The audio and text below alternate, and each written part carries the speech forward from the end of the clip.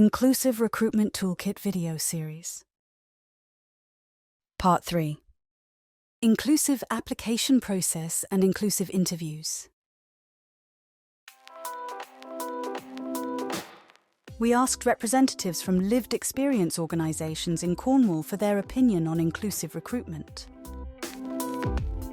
In this 5-part interview series, we explore topics like attracting diverse candidates, how to make job interviews more inclusive, and much more. Are there any ways a company can make applying for a job more accessible for you?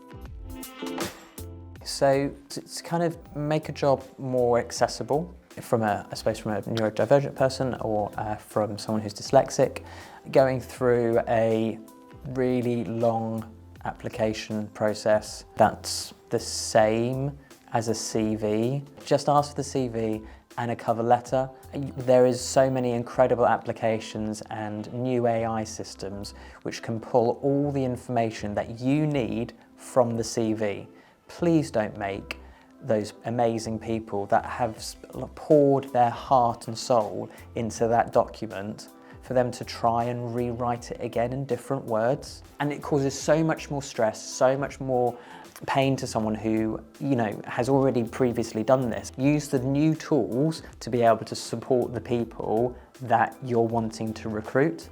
It would be nice not to have to ask about accessibility. It should be a given, and as a newly qualified wheelchair user that can't see, it's really important that I have ground floor level access to an interview room, that people understand that when I'm looking at them, I'm not seeing their whole face.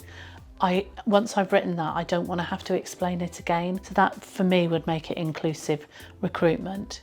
Yeah, and for our young people, again, easy read, being able to access the information that they need to apply for the job in the first place, the building to be labelled correctly so that they can access it, see where they're going. It's so vital and so important, and it's still not happening. So when you're anxious about an interview to start with, having all those things in place makes it really inclusive. We're not saying that our young people or a disabled person shouldn't go through the same process as everybody else, because what we're advocating for is a level playing field.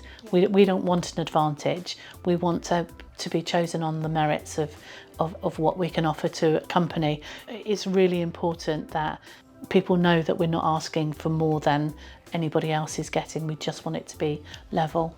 Yeah. It's for anybody, isn't it? To go to an interview where it's relaxed, calm, the environment's inviting. It makes so much of a difference, and then somebody can give the best of themselves rather than feeling anxious and frightened about what's going to happen. Clear language, clear communication. Are there any ways a company can make interviews more accessible for you?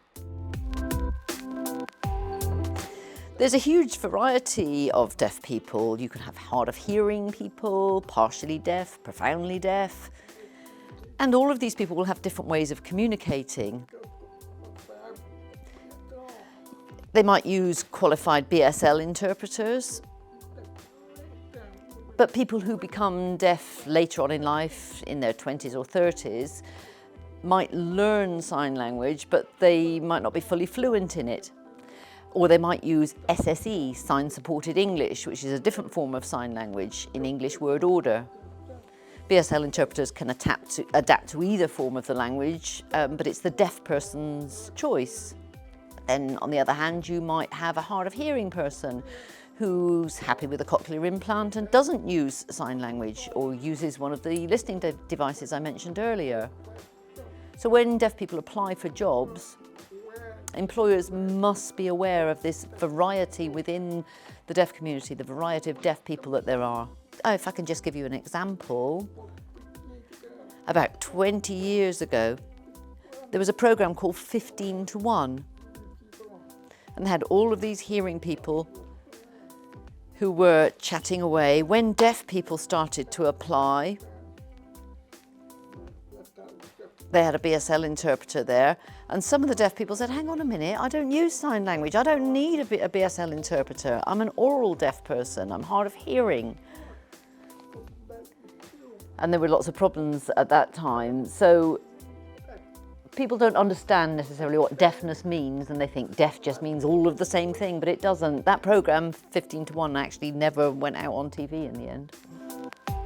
When it comes to the interview, one of the most powerful things that I know a particular organisation were doing, which was called the CMP, is they support particular groups of people. So, for example, if you had care experience of any type and you put that within your application process or your CV, you'd get fast-tracked to the interview because they understood the transferable skills.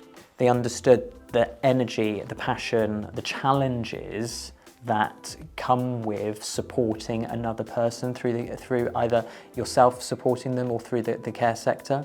Now, when you get to the interview process, on paper and on interview, someone may do really well, which is great, on that scoring board. But I'll ask one thing is to add another element to the scoring board, and that's passion. How do you measure passion?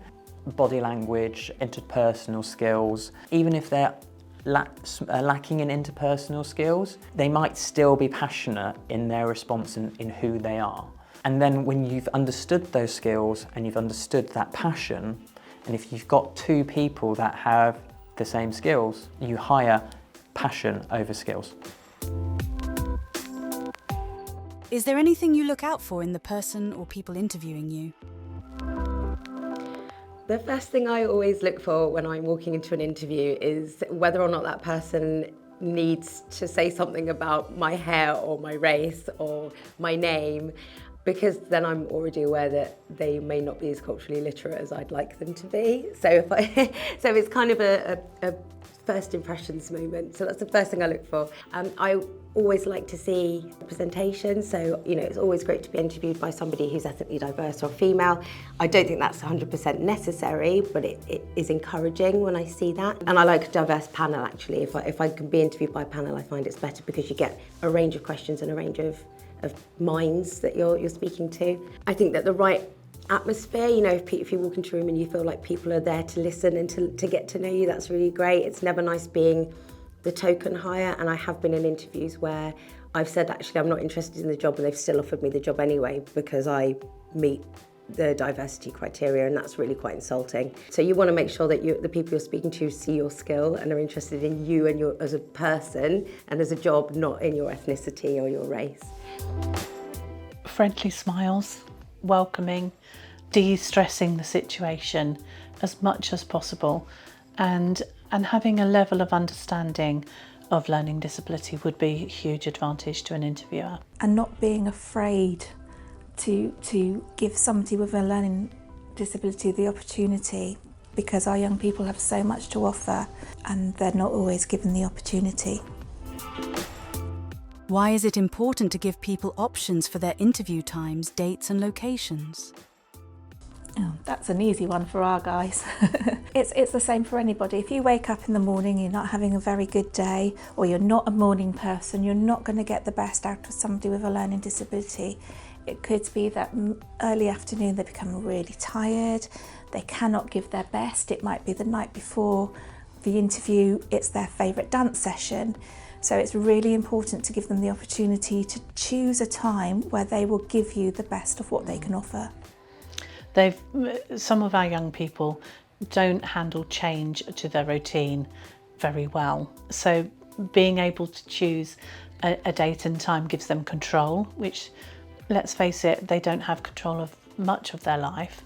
But as Marie says, if they've got a favourite dance session or they're going to BF Adventure today, they don't want that interrupted for an interview, despite the fact that may change their life direction. That's not an understanding that they have. Today is my day at BF Adventure, so that's where I'm going. So that's why it's important.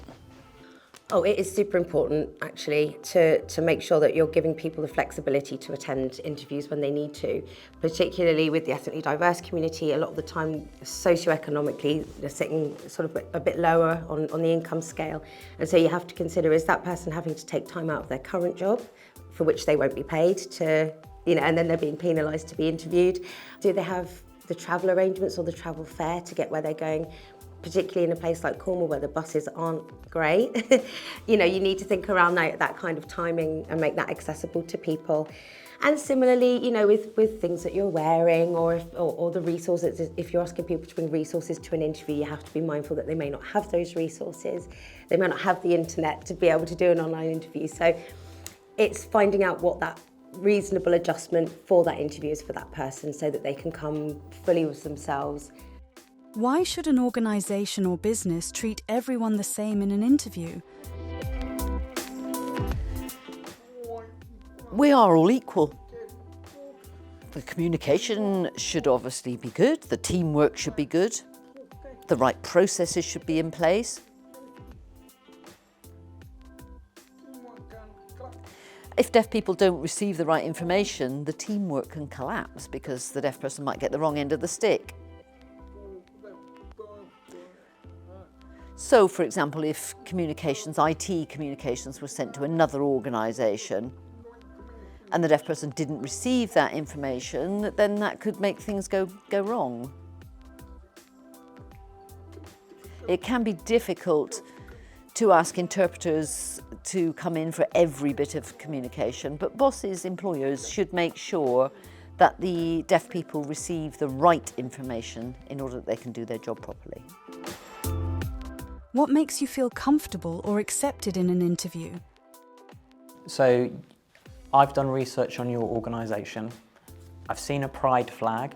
I've seen a disability support emblem on there. I've seen a autistic support emblem on there. I've seen your values on social sustainability as well as environmental values. I've seen all your greatness that you are celebrating across your entire organisation and in the public. And then I go into the interview. I'm expecting the person interviewing me to live and breathe your values, because if I'm faced with someone that is, I know, silly response, but kind of throwing rubbish not into a bin or not recycling or not kind if I'm late because my bus was late, that's completely outside of my control. The most important thing for me as an interviewee is that the interviewer is your organisation and is celebrating what you have already told me.